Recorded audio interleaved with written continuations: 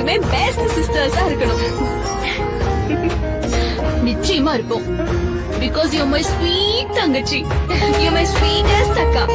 துளிகள் வேண்டும் என்று கண்ணை கேட்கின்றேன். கண்ணீர் துடைக்க இவளும் வந்தால் தினமும் அழுகின்றேன். என்னை நானே காண்பது போலே இவளை பார்க்கின்றேன். என்றும் எங்கும் வழித்துணையாக இவளை கேட்கின்றேன்.